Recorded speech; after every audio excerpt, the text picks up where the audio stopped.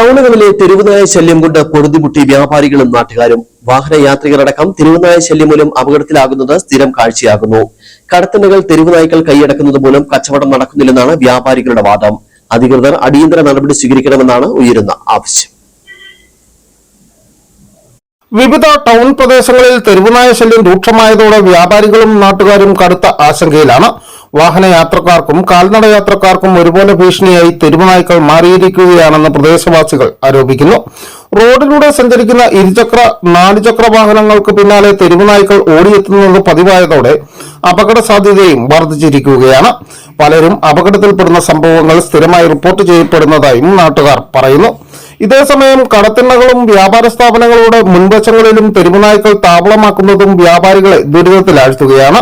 ഇതുമൂലം ഉപഭോക്താക്കൾ കടകളിലേക്ക് എത്തുവാൻ മടിക്കുന്ന സാഹചര്യമാണ് നിലനിൽക്കുന്നതെന്നും കച്ചവടത്തെ പ്രതികൂലമായി ബാധിക്കുന്നുവെന്നും വ്യാപാരികൾ ചൂണ്ടിക്കാട്ടുന്നു.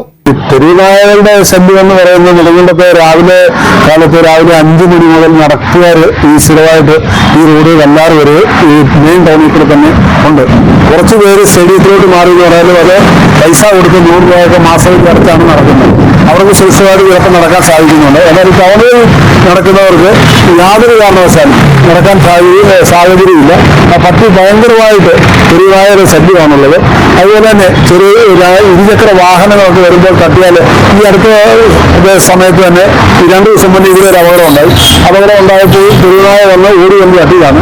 ഇതിനെയൊക്കെ എവിടെയെങ്കിലും മാറ്റാനുള്ള സംവിധാനങ്ങൾ ഉണ്ടാകണം.